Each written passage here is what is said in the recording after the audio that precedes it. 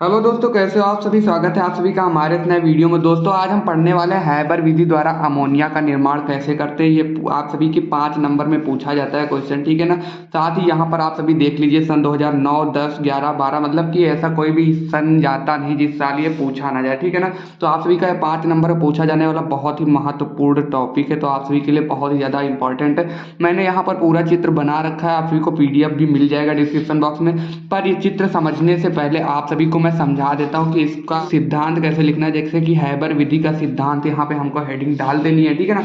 उसके बाद लिखना है, जब शुद्ध नाइट्रोजन और हाइड्रोजन के 1:3 अनुपात मिश्रण को गर्म किया जाता है तो अमोनिया बनती है। मतलब कि जो नाइट्रोजन है इसका 1 भाग और हाइड्रोजन का 3 भाग, 1:3 1:3 के रूप में लेना है, ठीक है ना। तो नाइट्रोजन का 1 और हाइड्रोजन का 3, ठीक है ना, के अनुपात में मिश्रण को गर्म किया जाता है। इसको गर्म करते हैं तो हमको अमोनिया प्राप्त होती है। यहाँ पर आप सभी यहाँ पर रिएक्शन देख लीजिए, मैं आप सभी को दोबारा भी करके दिखा देता हूँ, ठीक है ना। जैसे कि यहाँ पे नाइट्रोजन, ठीक है ना, नाइट्रोजन 1 लेनी है और हाइड्रोजन 3 मतलब कि 3 हाइड्रोजन के कर लेने H2 के, ठीक है ना। साथ ही जो अपक्रिया है इससे ये वाला चिन्ह इसमें लगाते हैं, ठीक है ना। अभी मैं बताऊंगा ये चिन्ह क्यों लगाते हैं, ठीक है ना, क्योंकि अदरवाइज तो अपक्रियाओं में ये वाले चिन्ह लगते हैं, बट यहाँ पर ये लगाना है। उसके बाद हमको यहाँ पर अमोनिया प्राप्त होती है, ठीक है ना। अमोनिया का सूत्र आप सभी को पता होगा NH3। तो यहाँ पर आप देखेंगे बैलेंस करेंगे इसको, ठीक है ना, बैलेंस करेंगे। यहाँ पे देखो नाइट्रोजन 1 है, यहाँ पे 2 है, तो इसको बैलेंस करने के लिए यहाँ भी हम 2 से गुणा कर देंगे, ठीक है ना। तो यहाँ पे देखो नाइट्रोजन का हो गया ना 2 से, यहाँ 2 नाइट्रोजन, यहाँ 2 नाइट्रोजन और 2 तिहाई 6 हाइड्रोजन यहाँ हो गए और 2 तिहाई 6 हाइड्रोजन यहाँ पे हो गए, तो ये हो गया बैलेंस, ठीक है ना।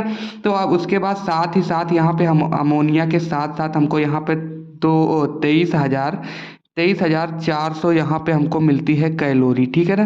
कैलोरी का उत्सर्जन होता है यहाँ पे ऊष्मा से, तो यहाँ पे हमको कैलोरी भी प्राप्त होती है 23,400, ठीक है ना। तो आप देखो यहाँ पे उसके नीचे लिखना है, यह एक ऊष्माक्षेपी उत्क्रमणीय अभिक्रिया है।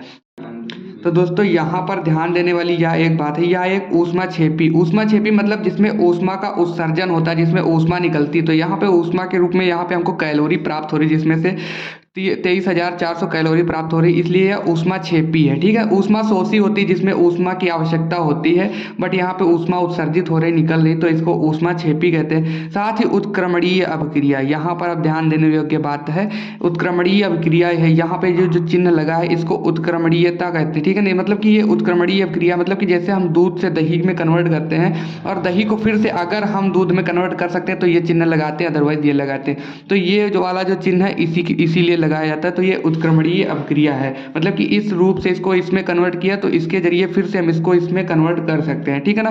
तो यह उत्क्रमणीय अभिक्रिया है। अब उसके बाद यहाँ पे आ जाता है लाताशेलिए नियम के अनुसार यह कम ताप तथा अधिक ताप पर अमोनिया अधिक बनाता है। मतलब कि लाताशे नियम ये भी आप सभी से पूछ लेता है, हैबर विधि का सिद्धांत लिखिए, साथ ही इसमें लाताशे नियम की उपयोगिता को समझाइए। तो यहाँ पे लाताशे नियम के अनुसार कम ताप मतलब ऐसी अभिक्रियाएं जो कि कम ताप तथा अधिक दाब पर ज़्यादा अमोनिया बनाती है, ठीक है ना, या ज़्यादा अमोनिया बनाती है। मतलब ताप को कम रखते हैं और दाब को अधिक रखते हैं, तो यह इस नियम के अनुसार ज़्यादा अमोनिया बनाती है, ठीक है ना। तो ये इस नियम की उपयोगिता है इसमें। और साथ ही साथ अभिक्रिया के वेग को बढ़ाने के लिए एक उत्प्रेरक की आवश्यकता पड़ती है। उत्प्रेरक अब क्या होता है, जिससे अभिक्रिया के वेग को बढ़ाया जाए, अभिक्रिया की गति जो होती है जिस मतलब कि अमोनिया तेजी से बनने लगे, ठीक है ना। तो इसको अभिक्रिया के वेग को बढ़ाने के लिए उत्प्रेरक का उपयोग किया जाता है या इसकी आवश्यकता पड़ती है।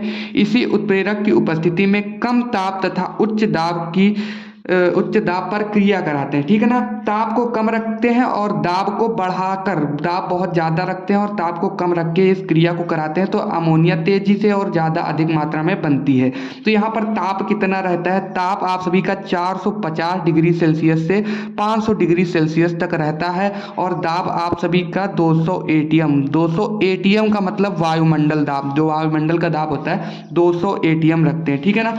इस अभिक्रिया में लोहे का चूर्ण उत्प्रेरक, आप देखिए यहाँ पे उत्प्रेरक के रूप में क्या यूज करते हैं, लोहे का चूर्ण तथा मालिब्डेनम उत्प्रेरक वर्धक, मतलब उत्प्रेरक को और ज़्यादा शक्तिशाली बनाने के लिए मालिब्डेनम का उपयोग करते हैं। इसको उत्प्रेरक वर्धक भी कहते हैं, ठीक है, उत्प्रेरक वर्धक। थोड़ी सी मात्रा उपयोग करते हैं, इसकी थोड़ी सी मात्रा उपयोग में लाते हैं।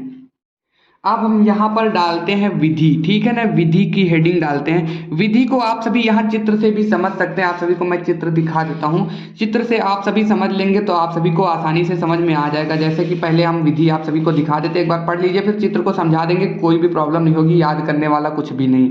देखो, शुद्ध नाइट्रोजन तथा हाइड्रोजन को 1:3 में मिलाकर 200 वायुमंडल दाब पर तप्त लोहे के बारीक चूर्ण जो कि उत्प्रेरक का कार्य करता है तथा मालिब्डेनम उत्प्रेरक वर्धक मिला होता है, इसको 500 डिग्री सेल्सियस पर गर्म करते हैं। मतलब कि यहाँ पर देखिए आप सभी, अब वहाँ पे नहीं समझ में आ रहा, यहाँ पर देखिए अमोनिया नाइट्रोजन तथा हाइड्रोजन को 1:3 में हम यहाँ पे ये जो कंप्रेसर पंप है इसके जरिए नाइट्रोजन तथा हाइड्रोजन को 1:3 में लेकर यहाँ से हम इसको प्रवाहित करते हैं उत्प्रेरक कक्ष में।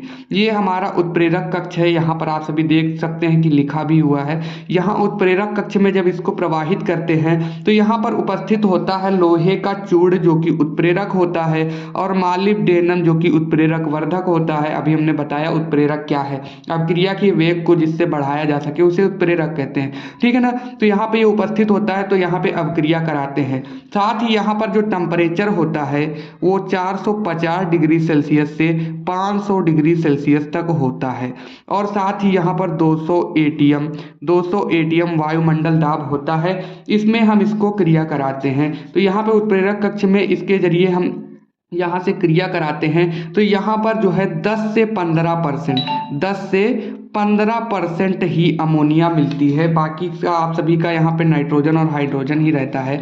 तो यहाँ से 10 से 15% NH3 बनता है, ठीक है ना, अमोनिया बनती है। फिर इसको हम जो भी यहाँ से होता है इसको प्रवाहित करते हैं इस कक्ष में, इसको हम बोलते हैं संघनित्र। तो जब इसको यहाँ से इसमें प्रवाहित करते हैं 10 से 15% अमोनिया इसमें प्रवाहित करते हैं तो यह संघनित्र में आती है। उसके बाद यहाँ पर इसमें ठंडा जल प्रवाहित करते हैं, ये आप सभी को नली दिख रही है ना, इसमें से ठंडा जल हम प्रवाहित करते हैं और इसको यहाँ पे ठंडा कर लेते हैं और ठंडा करके यहाँ पे जो द्रवण कक्ष है इस द्रवण कक्ष में हम द्रव अमोनिया को लिक्विड फॉर्म में, मतलब कि अमोनिया को द्रव की अवस्था में लिक्विड फॉर्म में हम यहाँ पर इकट्ठा कर लेते हैं और जो भी शेष भाग बचता है नाइट्रोजन और हाइड्रोजन उसको फिर से हम इस सर्कुलेशन पंप के जरिए फिर से हम इस उत्प्रेरक कक्ष में प्रवाहित कर देते हैं। मतलब कि इसी तरीके से यहाँ से हम अमोनिया इकट्ठा करते रहते हैं और बाकी को फिर से यहाँ पर प्रवाहित कर देते हैं। तो इस अपक्रिया द्वारा ये हमारा अमोनिया प्राप्त होती रहती है। यहीं पर आप सभी का हमारी विधि में लिखा है, देखिए नाइट्रोजन तथा हाइड्रोजन को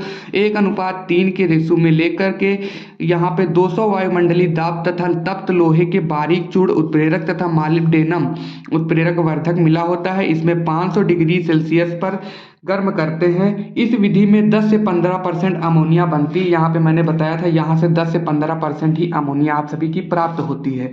उसके बाद यहाँ पर बात आती है अमोनिया बनती है जिसे संघनित्र में प्रवाहित करके द्रवित कर लेते हैं, ठीक है ना। ये आप सभी का संघनित्र है, ये आप सभी का संघनित्र है, इसमें हम प्रवाहित करते हैं और यहाँ पे द्रवित कर लेते हैं, इसमें ठंडे जल के जरिए इसको द्रवित कर लेते हैं और शेष यहाँ पर आप सभी देखिए शेष गैसों को फिर से उत्प्रेरक कक्ष में प्रवाहित कर देते हैं। जैसा कि मैंने बताया सर्कुलेशन पंप के जरिए फिर से इसको उत्प्रेरक कक्ष में प्रवाहित कर देते हैं। तो यहाँ पर प्रवाहित कर देते हैं जिससे N2 और H2 के संयोजन द्वारा NH3 का लगातार उत्पादन होता रहता है। NH3 आप सभी की अमोनिया होती है, पता ही होगा, अगर नहीं पता है तो दोबारा से सभी पता कर लीजिए। NH3 आप सभी को अमोनिया वैसे तो बिल्कुल बेसिक है, आप सभी को पता ही होगा। उसके बाद हमसे कभी कभी पूछ लेता है इसके कुछ रासायनिक गुण बताइए। तो यहाँ पे इसका पहला रासायनिक गुण है, इसकी प्रकृति क्षारीय होती है जिसके कारण वह अम्ल से अपक्रिया करके लवण बनाती है। मतलब कि ये भी पूछ लेता है कि ये क्षारीय क्यों होती, अमोनिया के ये भी आ जाता है, 1-2 नंबर में क्वेश्चन आ जाता है कि अमोनिया क्षारीय क्यों हो जाती है। तो आप भी यहाँ पर लिख सकते हैं क्योंकि यह अम्ल से अपक्रिया करके लवण बनाते हैं इसलिए यह क्षारीय होती है। तो जैसे कि हम यहाँ पर इसकी अपक्रिया भी करके दिखा देते हैं अमोनिया से, ठीक है ना। अमोनिया और HCl यहाँ पे हमारा अम्ल है, हाइड्रोक्लोरिक अम्ल है, ठीक है ना। तो इससे हम जब अपक्रिया कराते हैं तो यहाँ पर हमको यहाँ पर क्या प्राप्त होता है, NH4Cl, यहाँ पे अमोनियम क्लोराइड हमको प्राप्त होता है। इसको हम क्या बोलते हैं, अमोनियम क्लोराइड, ठीक है, अमोनियम क्लोराइड बोलते हैं, आप सभी लिख लीजिएगा, अमोनियम क्लोराइड, ठीक है ना। उसके बाद यह सिल्वर से अपक्रिया करके क्या बनाता है, ये भी आप सभी से पूछ लेता है, बहुत ही ज़्यादा इंपॉर्टेंट है। तो यह सिल्वर से अपक्रिया करके संकर लवण बनाता है। अब इसकी देखिए सिल्वर का क्या फार्मूला होता है, AgCl, ये हमारा सिल्वर है, ठीक है ना, AgCl ये हमारा सिल्वर है। और उसके बाद यहाँ पर हम आ जाते हैं प्लस, अब अमोनिया के साथ, अमोनिया एक है आप सभी का NH3, ठीक है ना, NH3, या इसके साथ अपक्रिया करके क्या बनाता है, ये देख लीजिए आप सभी, संकर लवण बनाता है। इसको हम संकुल भी बोलते हैं, संकुल लवण भी बोलते हैं, ठीक है ना। तो यहाँ पर हम लिख लेंगे संकुल लवण किसे कहते हैं, देखो Ag, ये हमारा सिल्वर हो गया, NH3, ठीक है ना, NH3, ये हमारा हो गया Cl। अब इसका नाम क्या है आप सभी ध्यान रखिएगा, यहाँ पे इसको बोलते हैं सिल्वर डाई एमिनो क्लोराइड, ठीक है ना, सिल्वर डाई एमिनो क्लोराइड,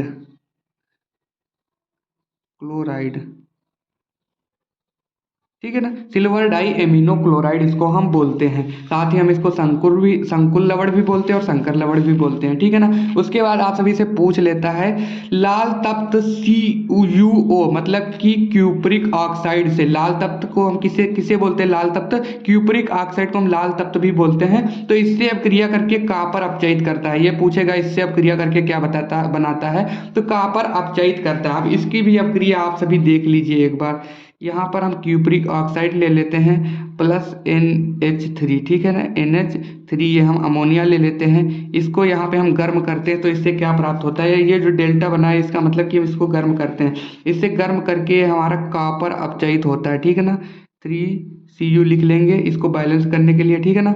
उसके बाद प्लस यहाँ पे H2, मतलब कि हाइड्रोजन जल भी बनाता है, ठीक है ना, H2O बनाता है, प्लस यहाँ पे हमारा नाइट्रोजन भी उत्सर्जित होती है, ठीक है ना, नाइट्रोजन भी उत्सर्जित होती है।